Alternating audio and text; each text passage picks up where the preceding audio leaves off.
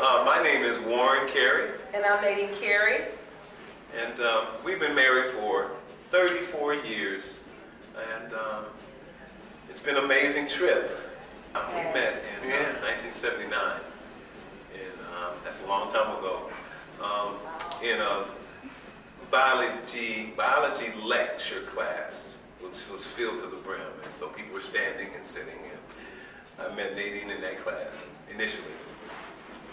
Because Warren and I met in college, and that was our first year in college, and this is a predominantly black college, so there are a lot of people and a lot of young men. A lot of people, young men, look probably better than me. A lot of different types of people, young men, of different cultures and backgrounds were there. So really? I don't think that was like we had a physical attraction to each other. I just thought that, I think he's cute. And but I wasn't thinking that way when I initially met you. You weren't thinking like, because you had a fiance at the time, girl. She was nice. Yeah. But it wasn't like no 4th of July or anything like that, because I'm trying to get my study on. That was a hard class, and I couldn't be distracted. True, and I was engaged with someone else, and I wasn't thinking about. She bet I've been thinking like that. Of him at the time. 3 years later, Nadine is a senior, getting to be a senior in college, and she was having some issues with the fiance, and that's a long courtship, and I prayed for her. You know, I genuinely love Nadine as a friend, yes. And I prayed for her, and she told me kind of what was happening, and I said, my God, I can pray. And I prayed the prayer of petition. People think I did some kind of witchcraft prayer to get her. I didn't, but I prayed the prayer of petition. Petitioning God when you don't know the will of God. And that always ends with, if it be your will. Okay, and so after that prayer, it came to naught, didn't it? Yes. And then I was able to then move on in. I don't think that was his initial thing was to move on in. I think we were friends. Like I said, I knew him as a Christian brother in the Lord, and I just felt that. And he had invited me to a few things at his services at his church, and I wanted to see what it was all about. And I experienced it, so I knew that what I saw was genuine amongst the brethren. So I just asked Warren, could he pray for me, because I was going through some things with my fiance at the time. Yeah, that's kind of how it happened. It grew from there. It grew, and I'm like, I had no plans. But God gave me a love. I had a love for her. It was a pure love that I can spend the rest of my life with her. I sensed God speak, and God spoke to me, and I pursued Nadine. And basically, in the very beginning, I let her know that I'm going to marry her. And so, but you need to know the voice of God first for yourself before you kind of take on something. Nadine and I, we have a lot in common. Our parents are both from the South. We went to a predominantly black university. We love serving people. We love talking about people. We have a great time talking about one another. We do the dozens with each other and each family member. But we also have some things that are totally different. Nadine doesn't have a personality, or you're more of an introvert, right, than extrovert. Even though she seems to be extrovert, she's really an introvert, because the position that she's in as a pastor's wife, it's forced her to be in the forefront, But that's really not her. I don't think. It's not. I don't think that's me. I believe that I've always been one-on-one. I do well one-on-one more than I do in a group of people. So I agree. I'm more an introvert. Yeah. But we have a lot of things that we do not like. I like music loud. I like it so it's kind of like hurting my ears. And I can't even play music in her car. I mean, I can't even stick my phone up to her jack to play music, because our taste in music is totally opposite.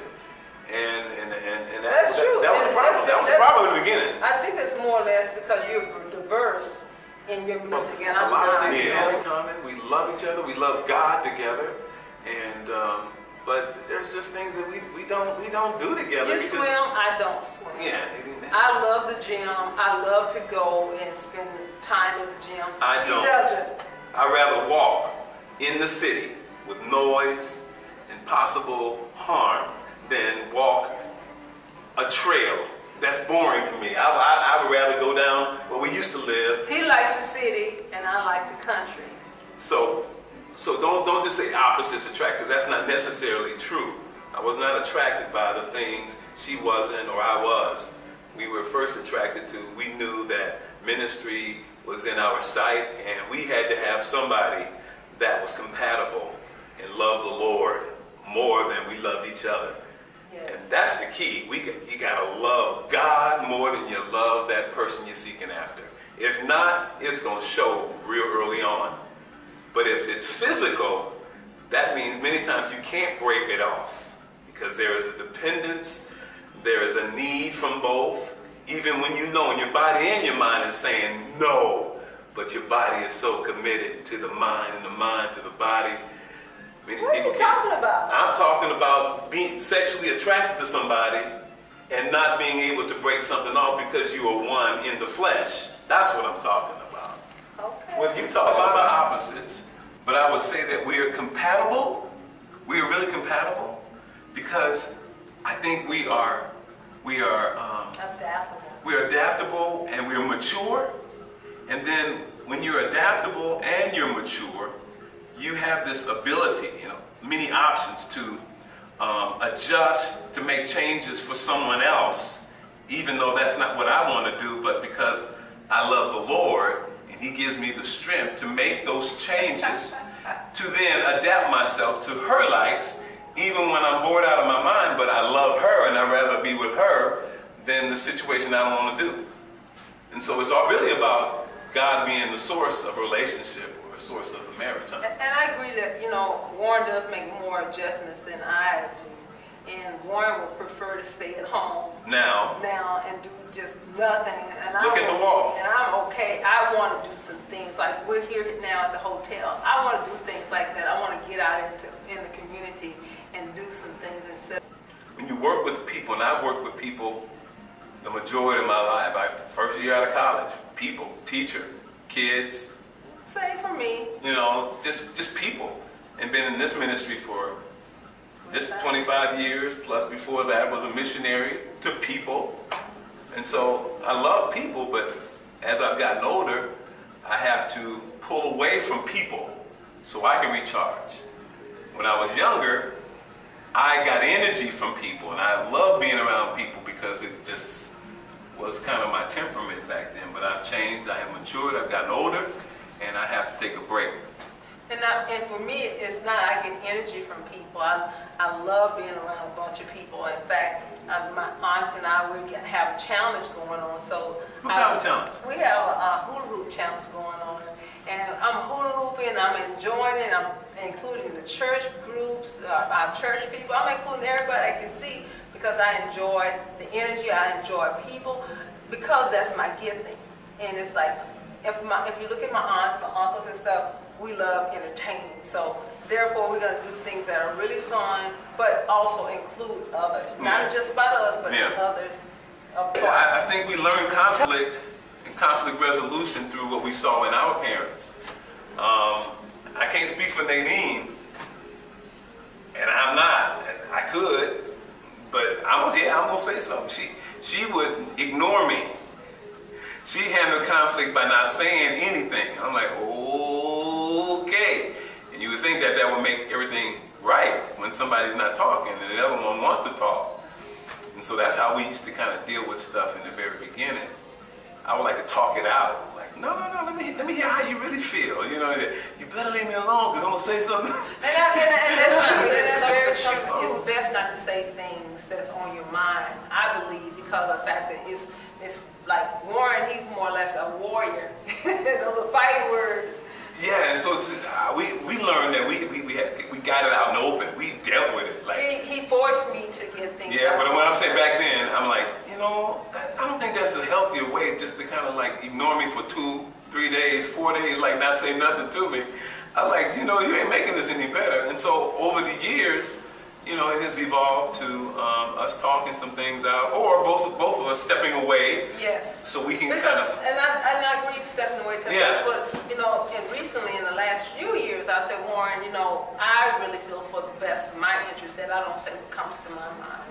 Because I feel that I'm mature enough that I don't have to say anything because it's been forced upon me all those years to say stuff. What you, like, come on, say it. Yeah, it's like he wants to say stuff so because he has a sharp tongue and he knows how to cut you to pieces with his tongue. And we're not talking about cursing. It's talking about processing, because I don't curse. She said, I have a sharp tongue. I'm a thinker. And I'm always thinking.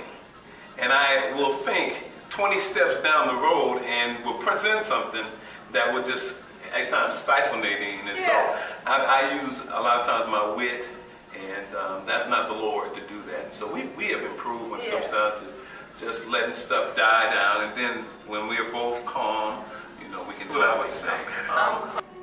We know that there's no perfect marriage, there's no perfect people. That's right. And there is no perfect institution.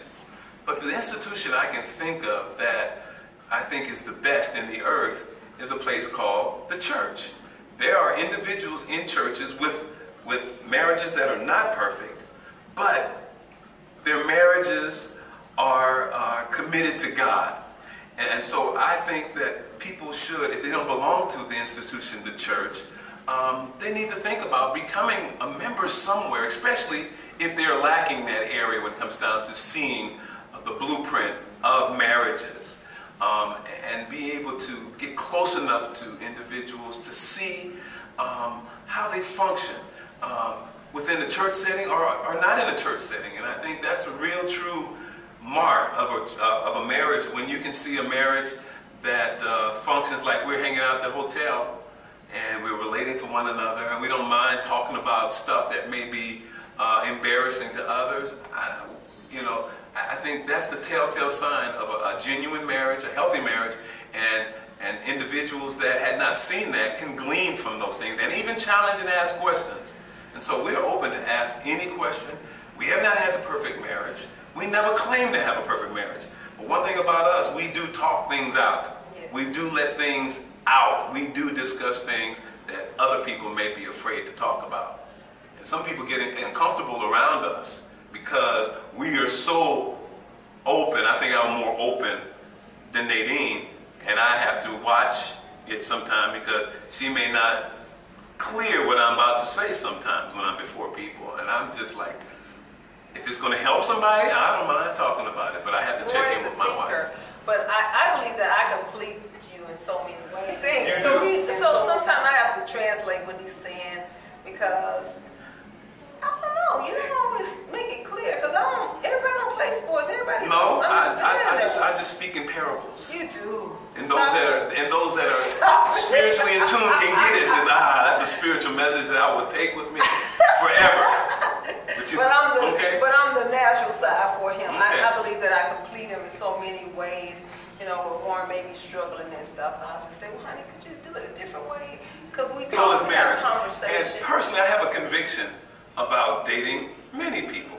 I do. I could have. But I knew that I would know that person once I met them.